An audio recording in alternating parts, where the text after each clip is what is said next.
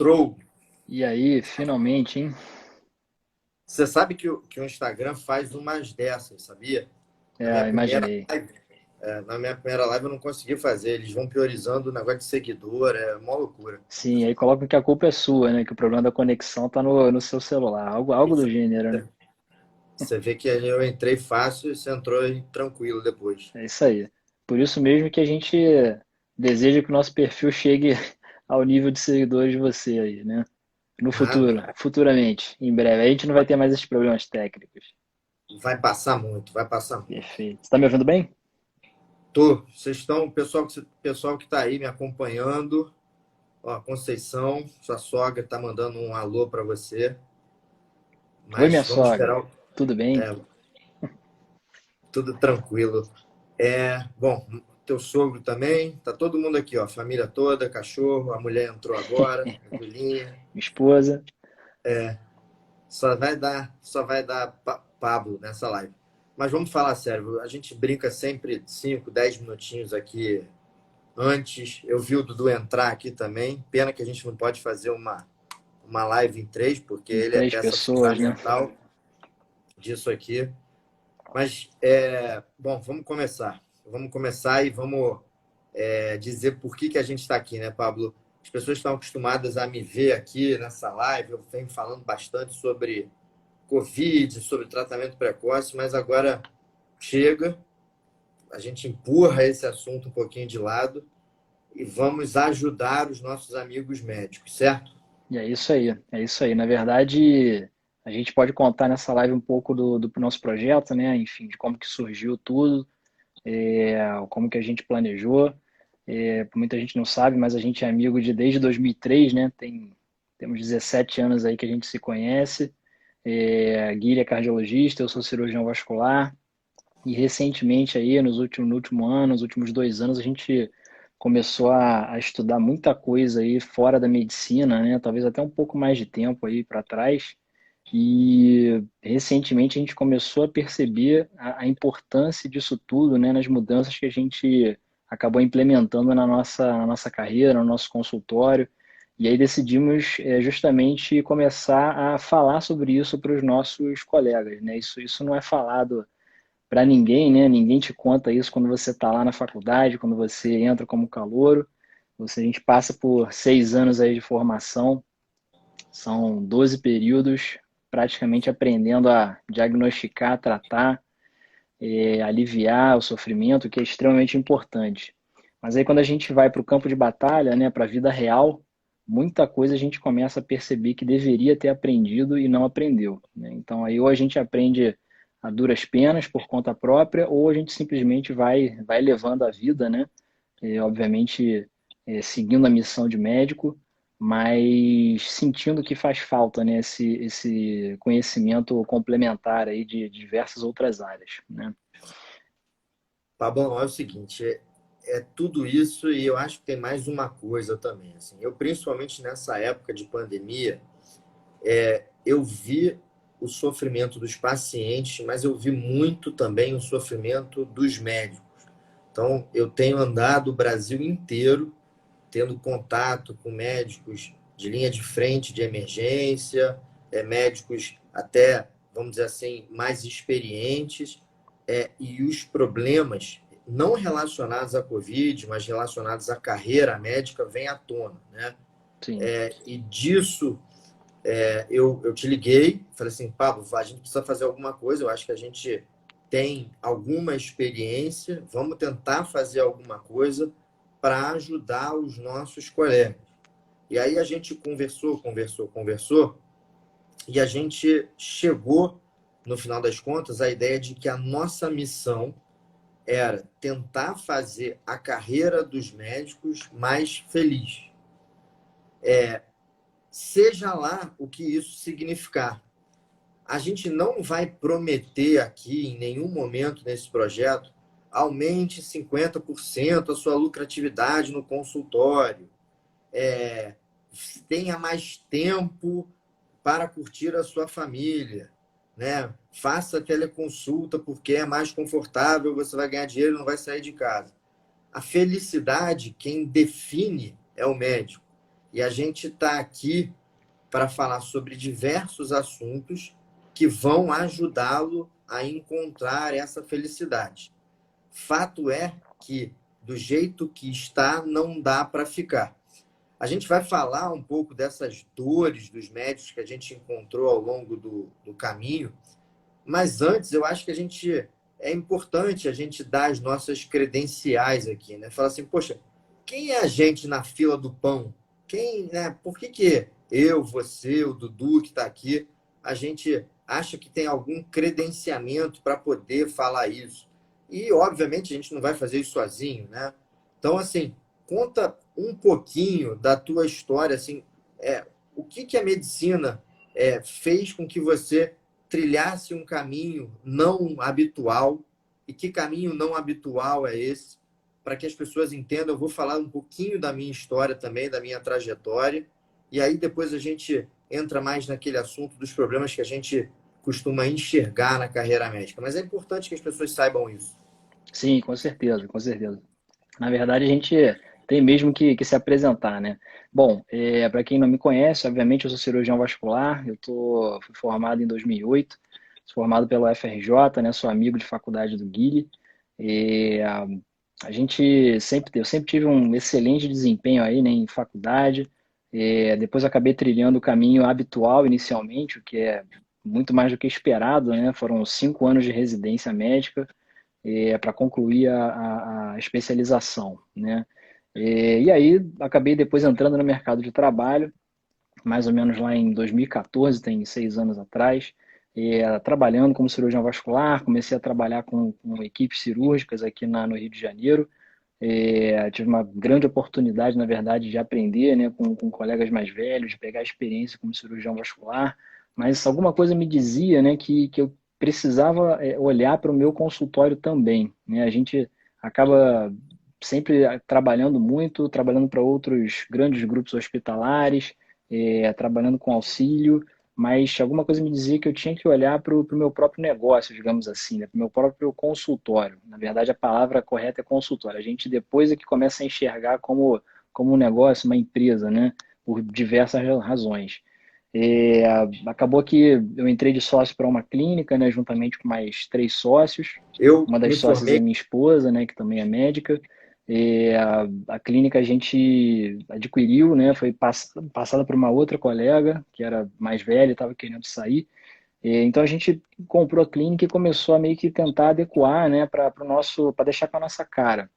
Então a gente ficou assim quase 3 anos praticamente trabalhando com aquela clínica, atendendo ali, né? Então a gente basicamente adquiriu o lugar para ser o nosso consultório particular, digamos, né? E depois de um tempo a gente começou a ver só isso não ia dar certo, né? A gente começou, você vê, eu saí da residência com cabeça de médico, comecei a me deparar com problemas, né? Com questões financeiras, questões de marketing, questões de relacionamento, relações públicas, RH, ou seja, gestão de pessoas, né? Ter que lidar com funcionários e eu acho que eu acabei entrando nisso aí muito jovem, né? Enfim, eu tinha aí 1 ano de formado. Minha esposa entrou, na verdade, assim que acabou a residência, a gente começou lá o negócio. E aí acabou que 2 anos depois eu decidi, né, eu resolvi me especializar. Falei, bom, depois de procurar conteúdo, conhecimento por conta própria, você começa a ter um interesse a mais, né, em estudar marketing, estudar finanças, estudar outros aspectos, né, gestão comercial, aspectos jurídicos. Então eu falei, bom, eu vou me especializar para isso. Como eu sempre fiz na vida, eu sempre tentei me especializar, né, em tudo que eu fazia, e aí acabei entrando para o MBA. O MBA já terminou, foi excelente, né, foi um período de experiência aí de 22 meses excelente, mas quando você me ligou para falar sobre o projeto, eu fiquei pensando, bom, acho que eu consigo alinhar tudo que, enfim, que eu conseguia aprender e colocar em prática no nosso negócio, né, que alavancou muita coisa na nossa clínica, né, a gente teve uma melhora significativa, né, depois que a gente começou a aplicar tudo isso. Só que tem muita coisa ali que é para o mundo corporativo, né? Tem muita coisa ali para o cara que quer ser um gestor profissional, trabalhar para um grande grupo, né? Ser funcionário de alguém. Então, a minha ideia, na verdade, é justamente trazer esse conhecimento de básico a avançado, que que a gente consegue, né, aprender num ciclo de MBA e traduzir isso de uma maneira mais simples para o médico que está ali no dia a dia, né, no seu consultório ou com uma clínica, ou está dividindo o consultório com alguém. E tem conceitos que a gente, inclusive, consegue usar para alavancar alguém que não tem ainda o seu consultório próprio para uma posição em que a pessoa já tenha, né, aí a sua demanda de paciente. Claro, né, tem muita coisa também além disso. O MBA chamou a atenção para algo que assim, eu fiquei muito atento, né, nessa frase. Uma bela sexta-feira de aula, um professor falou, né, no futuro não haverá espaço para os pequenos. Isso ficou na minha cabeça. E aí eu comecei a pesquisar e realmente você vê que o movimento hoje em dia é de aglutinação, os grupos maiores vão engolindo os grupos menores, né, as margens de pagamento vão sendo comprimidas, ou seja, uma hora isso vai chegar no consultório médico individual. Então, o nosso projeto é justamente para isso, né, para a gente ajudar o colega a se preparar para o futuro, porque acho que é praticamente inexorável, né? Pois é, essa frase é uma frase que impacta muito, né? No futuro, os pequenos vão acabar e a gente tem que aprender a ser grande sozinho, né? Ou Exatamente. em pequenos grupos, né? Eu acho que essa é a mensagem. Eu vou contar a minha história rapidinho aqui, porque é uma história assim que é interessante, é exatamente como aconteceu. Eu me formei cardiologista, fiz faculdade na UFRJ, fiz clínica médica na UFRJ, fiz residência de cardiologia na UFRJ. Depois fiquei mais 4 anos lá na UFRJ, 16 anos lá naquele hospital, Ganhou um com código de barra ali, né? Entrou para o com três patrimônio. patrimônio, com 3 residências nas costas, casei e um belo dia, às 3 horas da manhã, me acordam no plantão para, sei lá, fazer alguma coisa, com catapiolho, alguma coisa assim, em algum paciente. Ou catapiolho, obviamente, é uma expressão, mas era uma coisa absolutamente desnecessária. E ali, aquele plantão, eu estava morto de cansado, eu tinha consultório no dia seguinte, e eu estava torcendo, eu não sabia qual era a minha agenda no consultório, mas eu vim de madrugada, acordado, cansado, puto da vida, puto, e torcendo para não ter nenhum paciente no meu consultório no dia seguinte, para eu poder descansar. E nesse momento me bateu um estalo, eu falei, pelo amor de Deus, não é isso que eu quero para a minha vida. E a partir desse momento eu comecei a planejar, e a gente conversou bastante na época, e fui estudar como é que eu ia sair desse ciclo, né? Porque o médico, ele até ganha bem, ele até ganha em valor absoluto, ele ganha bem.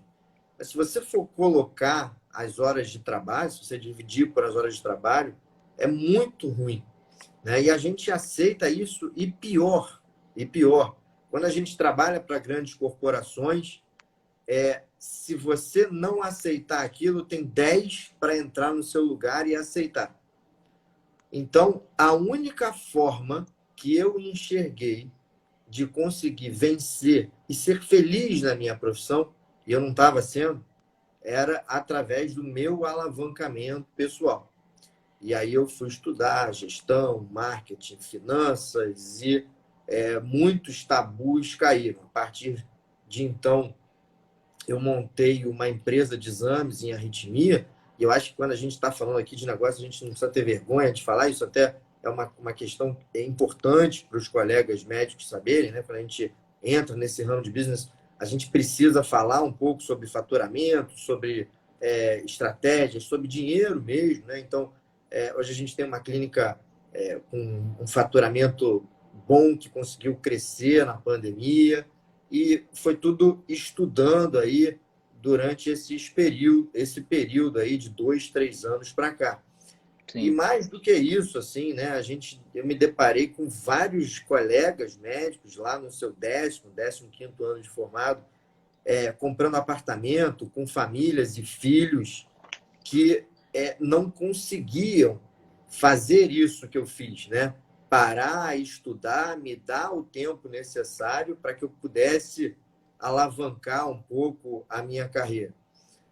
E aí, depois de um pouquinho mais maduro, né, surge esse projeto de a gente, de alguma forma, ajudar os colegas. Aliás, eu acho que a gente tem uma audiência aqui de médicos, e as pessoas, se quiserem comentar quais são suas maiores dores, frustrações que viveram, acho que vale a pena, porque a gente vai entrar nesse assunto e a gente pode comentar, aproveitar e comentar um pouquinho dessas dores também. Sim. Mas aí eu te devolvo aqui a pergunta, né? O que você enxergou nesses seus 12 anos de carreira que você não gostou? O que você entende que o médico, em geral, a figura do médico, precisa entender melhor e melhorar? Eu acho que, definitivamente, por exemplo, aqui no Rio de Janeiro, a gente, dos grandes hospitais, a gente está na mão de dois grupos grandes, ou de três grupos grandes. Eles fazem o que eles querem com você, médico, né? Sim. As asseguradoras, da mesma forma, né? Com uma fila de gente querendo entrar. Então, assim, o que a gente pode aprender dessa experiência de problemas que aconteceram em 12 anos de formado e como é que você destacaria alguns pontos principais em que a gente pode entrar ajudando os nossos amigos e nos ajudando também? Sim. Na verdade, acho que antes de falar sobre isso, é importante, e entra até um pouco na questão do que me chamou a atenção, né? É, eu acho que o maior ativo, né, que a gente tem, qualquer ser humano tem hoje em dia, é o nosso tempo, né? Porque é um recurso que é finito, é escasso e não volta mais. Então, nos últimos anos, isso começou a me chamar muito a atenção, né? E como você mesmo falou, você via colegas que estavam, né, fizeram dívidas, né, para poder adquirir um imóvel, enfim, ou qualquer outro tipo de bem, e não tiveram tempo para poder se preparar e para estudar. E isso acontece por quê? Porque justamente é tradicional do médico acabar trabalhando muito para poder fazer uma renda mensal satisfatória, para poder sustentar um estilo de vida, né, que ele criou, acabou criando na faculdade. A gente sempre sai da faculdade muito tarde, né, para você ver no estudo de demografia médica, que ainda vou citar alguns dados aqui mais para frente, de 2018, a média de idade de um recém-formado era 29 anos. E aí recém-formado era aquele que acabou de sair e está indo no CRM pegar um carimbo. Ou seja, né, a gente já, como classe, né, de trabalhador, entre aspas, de profissional, a gente já enxerga os outros amigos de colégio, por exemplo, com 5, 6 anos antes já entrando no mercado de trabalho. Então a gente sai ávido para dar um jeito de trabalhar, de conseguir fazer uma renda mensal, de não depender mais, né, dos pais e até mesmo de chegar em algum ponto para sustentar uma parte da família, que isso acontece muito no país, né? Então, é normal você acabar ficando sem tempo para poder se dedicar a você mesmo, no caso, né? Você acha que está se dedicando a você mesmo, trabalhando, para conseguir fazer uma renda mensal satisfatória para o padrão que você criou ou deseja ter, mas na verdade isso é uma armadilha, porque quanto mais tempo você trabalha e para os outros, né, você está doando o seu tempo em troca de dinheiro para outra pessoa, né? Então, até a própria questão de business, de negócio, enfim, a gente tenta com isso transformar o nosso tempo, que é finito, em outros ativos, né? A gente consegue aumentar aí a capacidade de gerar recursos. E você só faz isso se você consegue parar de alguma forma para estudar. Pode ser meia hora por dia, 15 minutos de madrugada no plantão, enfim. Só que ninguém tem esse estalo, né? Então, já vem aí o primeiro alerta para os nossos colegas, né? A gente tem que se preparar. E Pois é, falando deixa eu para se preparar, pode falar. só comentar isso que você falou. Eu acho dois pontos super importantes. Na nossa formação, ninguém fala para a gente duas coisas. A primeira é a seguinte: não se compare com colegas seus que estão fazendo outras carreiras. Não adianta, um advogado de 30 anos é diferente de um médico de 30 anos, né? Em termos de É isso aí. maturidade profissional, maturidade financeira, é diferente, é diferente. Então, sim, isso é um erro clássico, né? De a gente se comparar a outros colegas E de você outras só profissões. percebe anos depois, né? E Porque é que você só natural você percebe estar anos ali se ninguém. depois. Exatamente, exatamente. E eu acho que deu uma travada aí. Bom, vai voltar.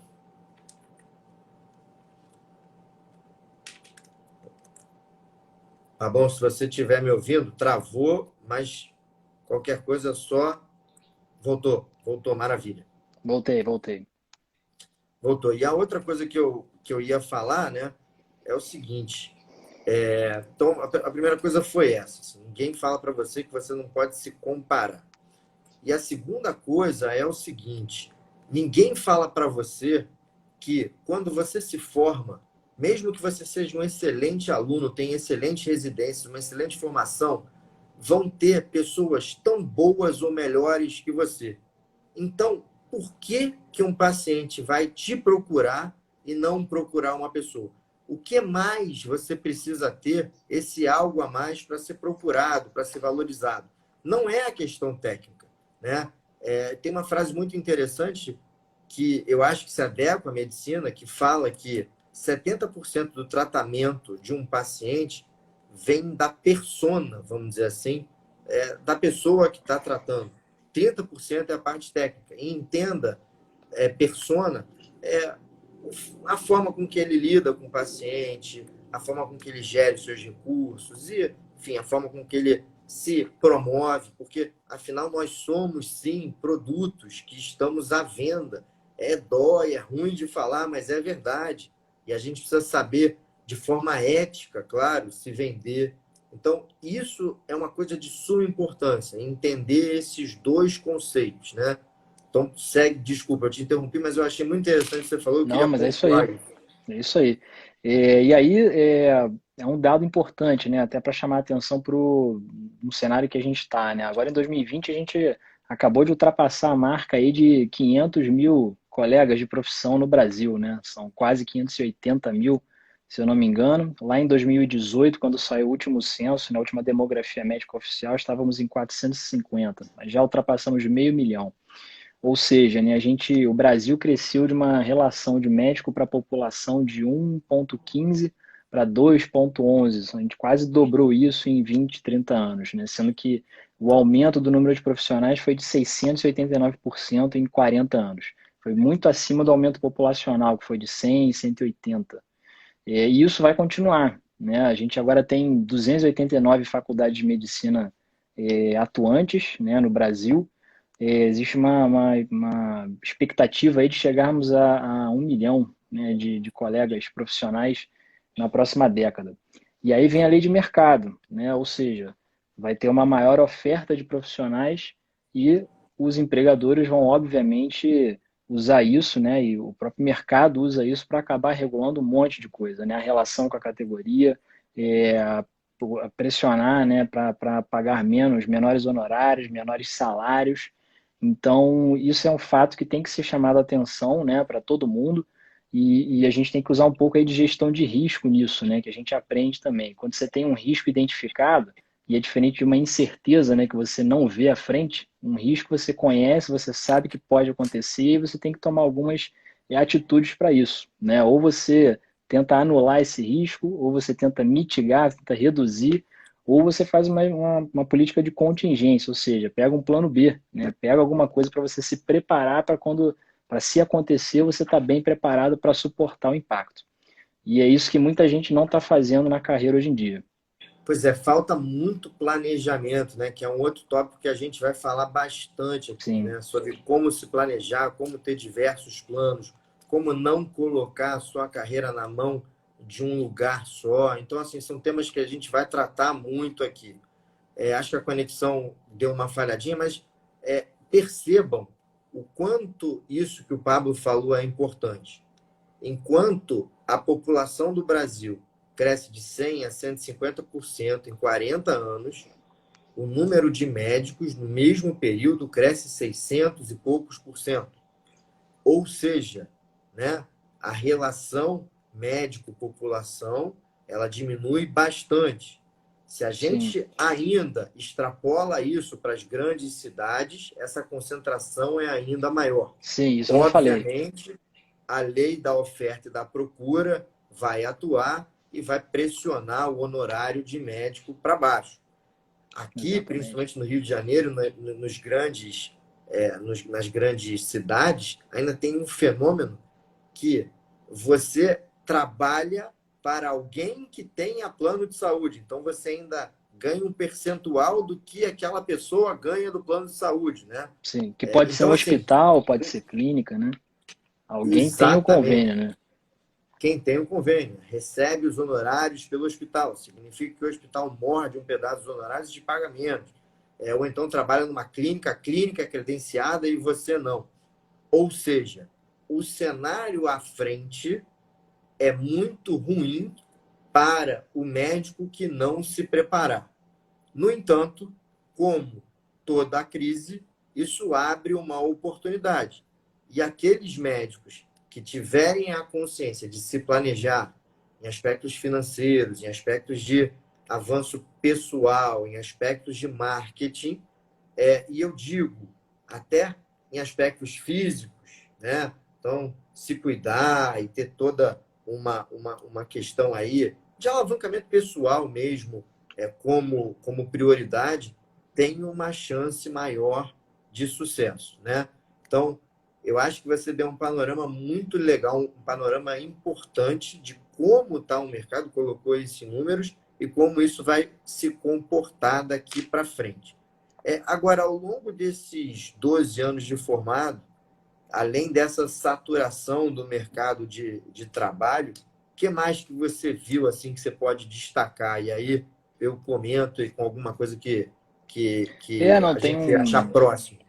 é interessante que você comentou que no Rio de Janeiro, por exemplo, né? A gente aqui tem uma relação de médico para a população de 3,55, então já é superior à média nacional. Isso pegando o estado, se pegar a capital, isso sobe mais ainda, né? A gente não está falando aí do interior, e a gente também não precisa nem entrar na discussão aí de distribuição desigual de médicos por território. Na verdade, hoje em dia existe especialmente em capitais, se você vai começar um negócio próprio, né, se você como médico decide abrir o seu consultório, também ninguém enxerga isso. Você já começa no D0 ali ou no D1 com um monte de linha de custo, né, custo e despesa para pagar, sem ter uma garantia de receita, né, de caixa entrando. Então, muita gente acaba ficando naquela dúvida, poxa, então eu devo atender só pacientes particulares, mas como que o paciente particular vai me enxergar como um diferenciado em relação àquela fila, né, aquela carreira de outros colegas que também fazem tão bem quanto eu o serviço, né? E a gente tem que lembrar que a gente está inserido sim no setor de serviço, né, prestação de serviço médico, que é regulado, né? Obviamente a relação médico-paciente ela é única, ela é sui generis, né? Como os termos jurídicos, né, colocam, mas está no setor de serviço. Então, como que você se diferencia para atender um paciente particular? Ou não, eu prefiro então só atender pacientes de convênio. Aí você não tem oportunidade de se credenciar um convênio. É impossível, né? Hoje em dia, a gente sabe disso. O mercado já está, digamos assim, saturado e não é interessante para as operadoras credenciar mais prestadores.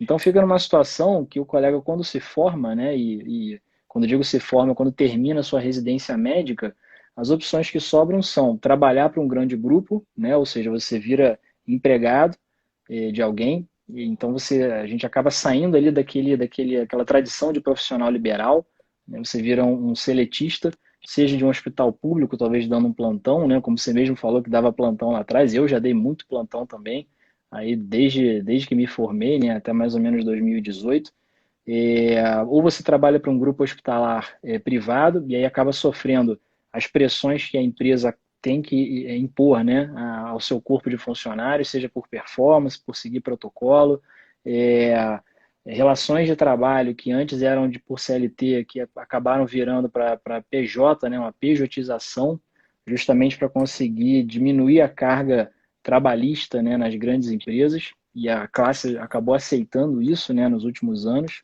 Isso parece ser um cenário que não deve mudar mais, né, infelizmente. Ou você tenta abrir o seu consultório próprio. Então, ou começa a trabalhar com alguém, né, atendendo para alguém, auxiliando alguém, e sempre se colocando em segundo plano. Isso não é bom, né? Porque você sofre como profissional, você sente que você é capacitado, você deu o seu melhor na faculdade, na residência, se esforçou para ser um excelente profissional, mas quando você chega novamente, eu repito, né, no campo de batalha da vida real, você não tem isso em retorno para você, né? E aí, de fato, o médico precisa de outras habilidades para conseguir alavancar aquilo que tá, aquele potencial que está dentro dele, né? Aquela qualidade de prestador de serviço, qualidade de médico, de especialista, né? Pablo, já nesse sentido que você falou, que o médico precisa adquirir outras habilidades, uma das habilidades, sem dúvida nenhuma, é o marketing pessoal. Com certeza. E no caso do médico, isso é visto por certas pessoas, e principalmente pela classe, com maus olhos. Sim, E além disso, a gente também tem que ter muito cuidado com a autopromoção, porque o nosso código de ética médica, ele, de certa forma, ele é bem restrito em relação ao marketing. Então, por exemplo, sim, eu não posso dizer que, olha, eu tratei 1.000 pacientes e curei 900, entendeu? É porque se eu falasse isso, fosse essa verdade, se eu citasse nomes, piorava ainda. Eu não posso mostrar aqui as minhas provas, os meus resultados, que talvez seja o melhor gatilho mental, a melhor forma de vender alguma coisa é você mostrar os seus resultados. sim, Então, o médico precisa fazer um marketing ético. E hoje em dia, as redes sociais estão aí. Né? Você tem uma loja no Instagram, no Facebook, no YouTube. E, ao mesmo tempo, médicos como eu, que vão ao Instagram, vão ao YouTube, sofrem um pouco de preconceito, vamos dizer assim. Ah, você virou blogueiro, é charlatanismo, está falando um monte de coisa na internet e etc e tal. Então, eu não, obviamente, não dou bola, eu sempre tive muito um retorno, tanto de carinho como um retorno financeiro. Hoje em dia, mais de 50% dos meus pacientes vêm do Instagram por uma técnica que eu uso e eu pretendo ensinar as pessoas a usar de distribuição de conteúdo, né? Então, isso é uma coisa muito importante. É muito importante quando você fala quando você vai impulsionar uma publicação, você simplesmente está escolhendo o seu paciente. Então, eu quero que o meu conteúdo chegue para esse perfil de pessoas. E essas pessoas, naturalmente, pelo jeito que você fala, sem precisar clicar em nenhum botão, vão acabar te procurando.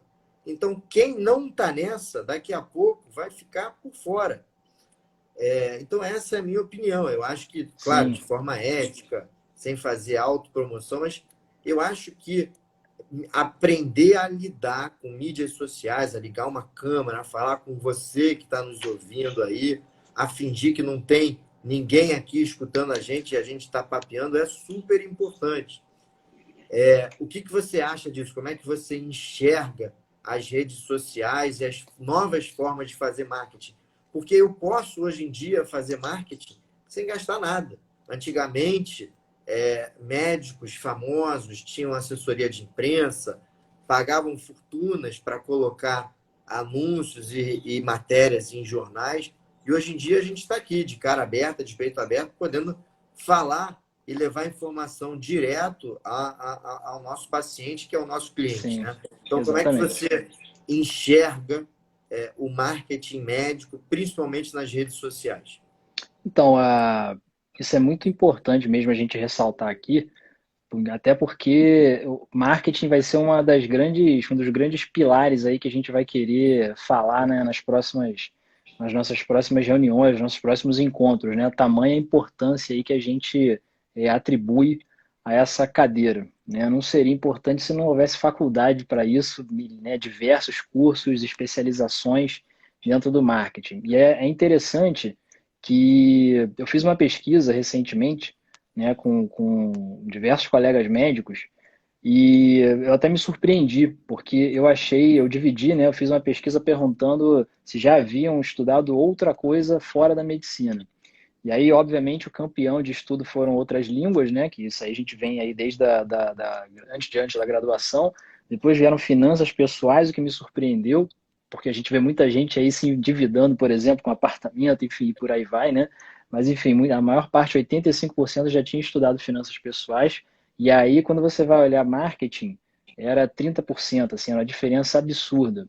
e uma boa parte dos colegas não fazia absolutamente nada de marketing.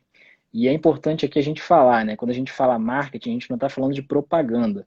Marketing é qualquer forma de comunicação sua, né, verbal ou não verbal, com o seu cliente, com o paciente, no caso, né? Não é propaganda. A propaganda é um pedacinho do planejamento do marketing, né, que Se passa você por marca, atender bem o branding, paciente, etc. isso é marketing, Você né, já está Paulo? Se você fazendo atender. marketing, É. exatamente, exatamente. E a questão do marketing digital, no caso, né, que você está ressaltando, esse é o grande pulo do gato, né? O marketing digital ele permite que você economize muito, né? Que você gaste muito pouco, porque você com as ferramentas hoje em dia você consegue colocar como alvo para quem vai chegar a sua mensagem, né? Com detalhes.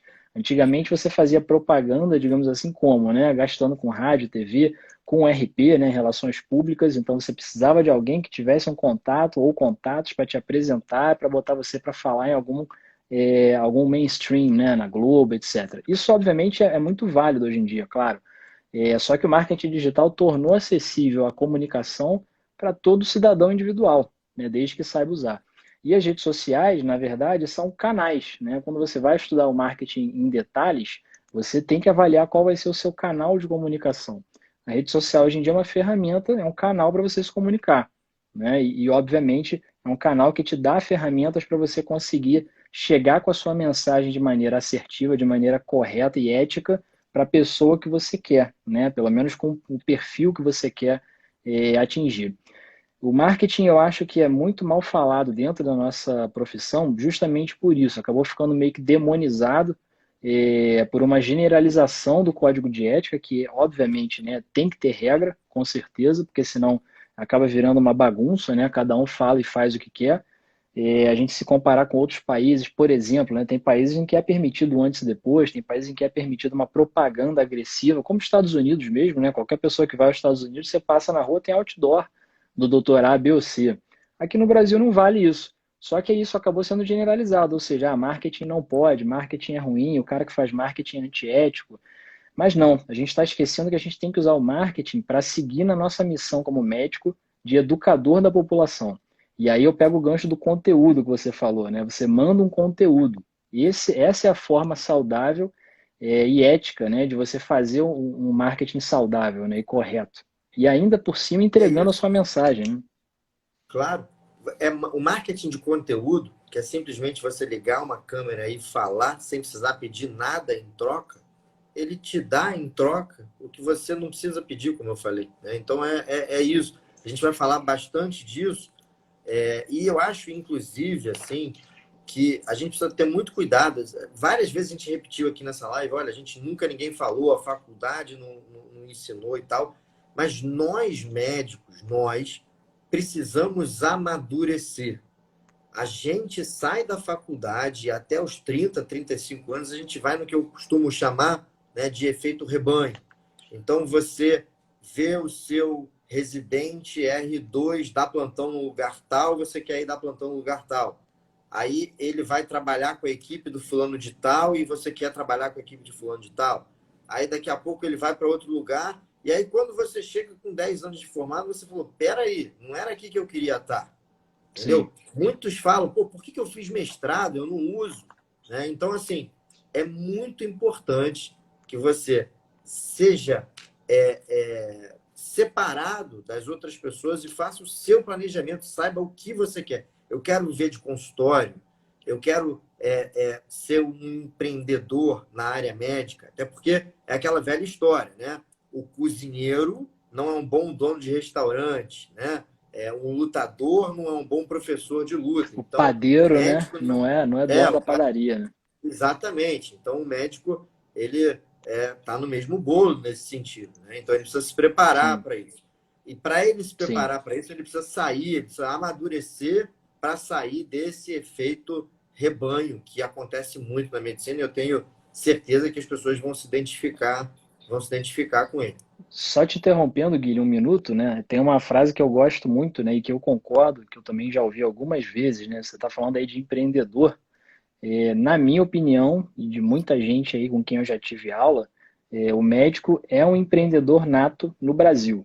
É diferente a relação que os médicos têm com o trabalho em outros países, né? É muito diferente. Por exemplo, na Europa é muito comum o médico ser institucional, né? Você se forma e vai trabalhar para uma instituição, você tem o seu office, né, dentro do hospital, a sua vida é ali de segunda a sexta ou de segunda a sábado, enfim.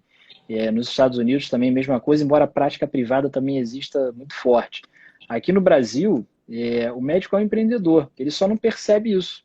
Ou seja, você, né, desde a década de 80, em que a gente teve essa explosão no número de médicos, todo médico que se forma, ele quer fazer o quê, né, na maioria das vezes? Abrir um consultório próprio, né, exercer a profissão como um profissional liberal, digamos assim, com liberdade, com flexibilidade, mas não percebe que ele está sendo empreendedor ao alugar um imóvel ou comprar um imóvel, contratar uma secretária que é uma funcionária, né?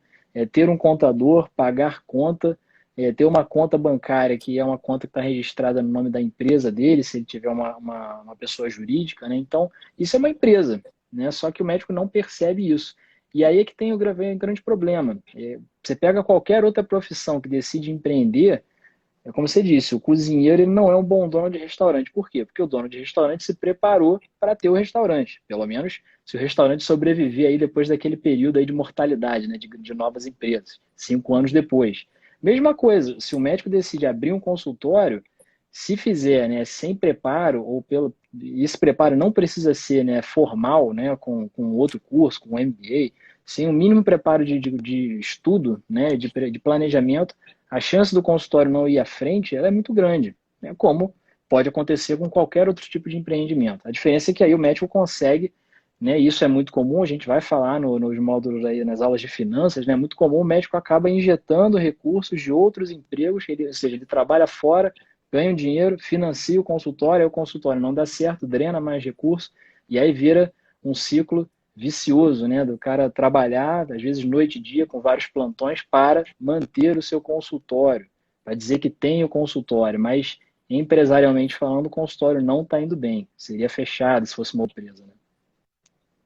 E isso é horrível, Pablo, porque é o seguinte, a pior coisa que pode acontecer é quando entra esse ciclo vicioso. Porque se você quebra e o médico não quebra, porque ele acaba, vai trabalhar, vai trabalhar, vai trabalhar, vai trabalhar, se você quebra, pelo menos você dá um basta nisso.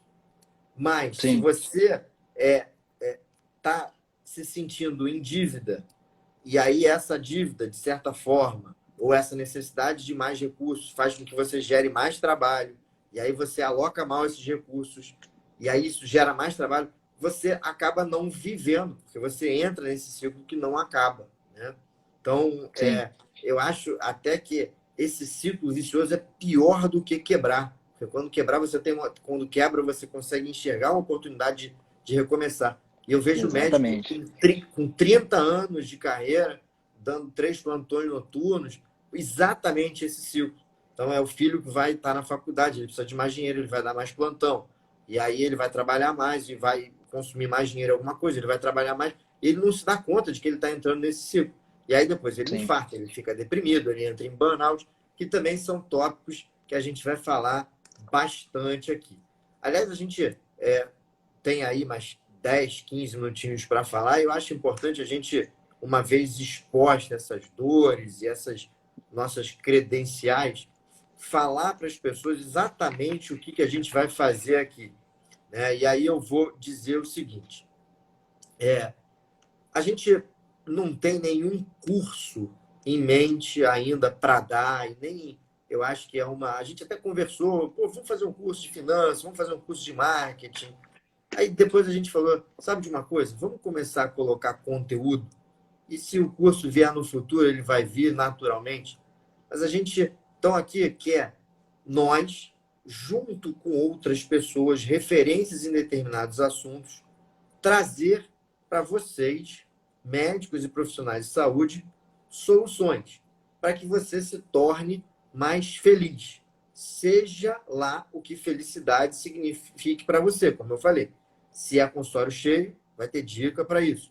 Se é ter mais tempo, vai ter dica para isso. Se é cobrar caro na consulta e ter menos pacientes, vai ter dica para isso. Se é montar uma empresa, vai ter dica para isso. Bom, nesse sentido, a gente entende que existem quatro gavetas, né, de assuntos em que a gente vai abordar de forma rotativa. Então, a primeira gaveta é a parte de gestão barra finanças. Então, a gente vai falar bastante em como um consultório, uma clínica, um hospital deve gerir os seus recursos e gerir a sua equipe. E como, muitas vezes, por questões simples, como ter algumas planilhas, precificar melhor os teus serviços, entender o quanto de material que você gasta, enfim, algumas coisas que vão te ajudar na gestão e nas finanças das tuas coisas relacionadas à medicina. Então, essa é a primeira gavetona que a gente vai mexer. Fala a segunda aí, Sim. Paulo. Na segunda gaveta a gente vai falar sobre o marketing, né? Já falamos um pouquinho aqui, marketing no conceito amplo da palavra, né? E da ciência de marketing.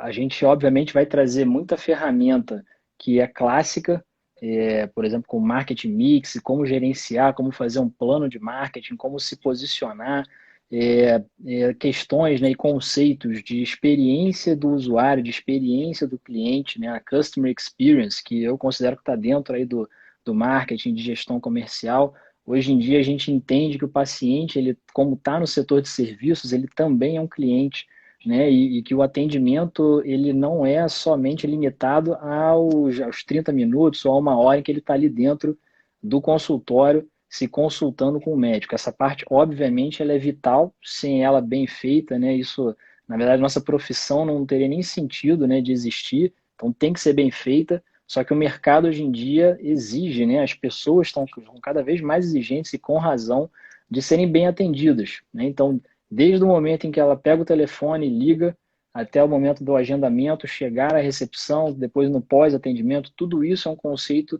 né, de experiência do cliente. E a gente também vai falar sobre isso, de como melhorar, de como otimizar, e de como você facilitar que você seja lembrado, né, pelo seu paciente, não só pelo aquele seu atendimento maravilhoso, né, que você presta. Que é uma questão de marketing, né? Aquela sensação do Exatamente. uau, né? Essa sensação do uau. Às vezes eu tenho experiências, né? E de o paciente ficar encantado simplesmente porque eu examinei, né? Assim, isso é marketing.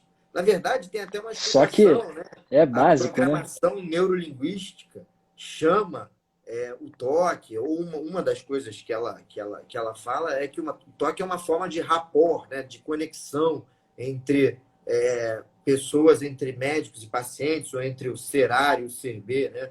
Então, assim, o toque que a gente pode experimentar isso numa consulta médica, claro, obviamente sempre reforçando de forma ética para examinar, isso já é uma forma de marketing, já é uma forma de conexão. Então a gente Sim, vai falar sim. tudo, né? Desde a experiência uau da consulta até essas ferramentas, né, de você conseguir estabelecer suas métricas de marketing, passando por todas as redes sociais. Eu vou falar bastante de tráfego, que eu acho super importante. Eu acho que você saber distribuir o seu conteúdo e chegar nos pacientes, nas pessoas que você quer, é muito importante. Então, a gente vai falar bastante disso também nessa gavetona aí de marketing. Terceira gaveta que a gente vai falar, É um Paulo. detalhe só sobre um detalhe só sobre.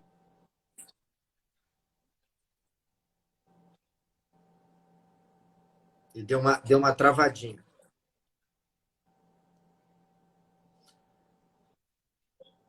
Tá me ouvindo?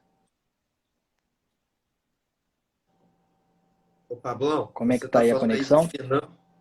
Você está falando aí de finanças, cara, e tem que pagar a conta de internet aí, que o negócio tá meio feio, Pois hein, é, cara? né? Tá vendo? Tô devendo para Mas Vivo, né? fala aí, cara. Tá me ouvindo? Voltou a Tô, conexão tô, agora aqui? tô, Não, tô. beleza. Um detalhe importante sobre o marketing, né? A gente está falando aqui de tráfego, como você está dizendo, né? De adquirir, né? De fazer campanhas direcionadas, mas é extremamente importante você saber o que você está fazendo, né? Não adianta você ter uma Ferrari na mão se você não sabe pilotar. Então, tudo começa com planejamento, né? Você tem que entender o que você está fazendo, por que que você está fazendo, para quem é o paciente que você vai querer buscar. Então, antes da gente usar as ferramentas, tem muita coisa de ciência de marketing atrás. E mais ainda, né? Hoje em dia, a gente considera, né, o pai do marketing moderno, Philip Kotler, né, que já escreveu aí diversos livros. Atualmente ele está na versão do marketing 4.0. Então ele já descreveu o marketing desde lá de trás, do início do século passado até agora.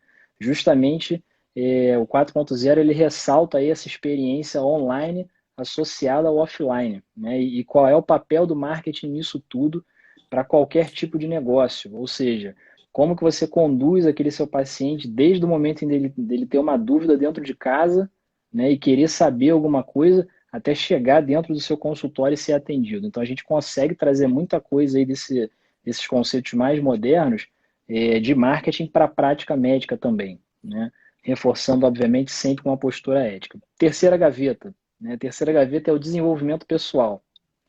Passando aí já para a próxima, né? Porque a gente está com o tempo apertado. Não, mas eu acho que vale a pena. Vou falar aqui rapidamente, então, da terceira e da quarta gaveta. Sim, a terceira gaveta é isso, é desenvolvimento pessoal. A gente entende que não dá para fazer medicina com esses índices altos de depressão que a gente tem, de burnout que a gente tem, de sedentarismo que a gente tem, de insônia que a gente tem, com a quantidade de remédios que os médicos tomam. Então, a prevenção dessas doenças e desses problemas é um foco, sem dúvida nenhuma, para a gente e vai fazer parte dessa terceira gaveta, né? E a quarta e última, quer comentar rapidinho sobre essa parte de desenvolvimento Não, tá pessoal? perfeito. Eu acho que isso toca muito na questão de felicidade. A gente sabe que felicidade é um conceito subjetivo e é clássico também a gente falar que a felicidade vem de dentro, né? Então, a gente obviamente tem que trabalhar aí os aspectos internos e aí a gente chama isso de desenvolvimento pessoal, né, nas suas múltiplas facetas para conseguir realmente chegar num status de felicidade. E aí cada um vai ter a sua, né? Cada um vai encontrar aqui. E por último, a gente abre uma quarta gaveta que a gente chamou de miscelâneas, né, em que a gente vai falar de todo o resto. Assim, a gente vai falar desde livros bacanas que a gente leu, filosofia, moda, né? Enfim, a gente vai consultoria de imagem, a gente vai falar de absolutamente tudo que a gente considera importante para que o médico seja feliz e bem-sucedido, né? A gente vai ter a oportunidade de falar um pouquinho mais sobre cada uma dessas gavetas. Hoje era uma live mais para a gente se apresentar. A gente está começando o projeto, né? Aliás, a gente não vai ter muito tempo aqui, Pablo, para responder as pessoas, que eu acho que é sempre uma coisa muito válida, mas eu Sim. já peço aqui para você que está nos assistindo, se ficou alguma dúvida, ou se você tem alguma sugestão de tema, ou mesmo se você quer desabafar ou falar alguma dor que quer que a gente toque no assunto, ou sugerir algum convidado, ou mesmo quiser participar aqui com a gente, manda um direct, deixa uma mensagem que a gente vai ter o maior prazer do mundo de responder, né? Então, realmente, assim, a gente encara esse projeto como uma missão e vamos dar início a ela hoje. E pena que o Dudu não está aqui, o Dudu é parte integrante tão importante quanto eu e o Pablo, ou até mais, vamos dizer assim. Ele está de folga hoje, mas provavelmente na quinta-feira ou algum momento essa semana ele vai aparecer, né? Então, tuas considerações finais, estamos acabando aqui, eu vou me despedir de todos, eu quero agradecer muito as pessoas que estão acostumadas aqui a me ouvir falar mais para a população, hoje aguentaram me ouviram falar bastante sobre uma coisa mais específica. E para todos os médicos também que participaram, muito obrigado. Pablo, e suas considerações finais. É isso aí. A gente agradece aí a participação de todos. A gente espera que nos próximos conteúdos a gente consiga compartilhar em muito mais detalhe aí tudo aquilo que a gente tem para falar. Tem muita coisa legal aí, muita coisa bacana realmente que a gente sabe que os colegas de profissão não conhecem ou até conhecem, mas não tem tempo, né? Por exemplo, para se aprofundar, para estudar e pesquisar. E a gente vai tentar justamente trazer isso de forma fácil, palatável, né? Que seja mole de compreender e de aplicar também no dia a dia, né? Tudo que é importante realmente para o médico ser feliz na sua carreira e na sua vida. Obrigado a todos aí pela participação. Maravilha, gente. Eu vou encerrar aqui então. Já abriu aqui a contagem regressiva do Instagram. Mais uma vez agradecendo a todo mundo e torçam aí para que esse projeto dê certo, que a gente consiga chegar em muitos médicos, podendo aí dar início a essa missão, tá bom? Um abraço aí para todo mundo. Um abraço, tchau, Tchau. tchau.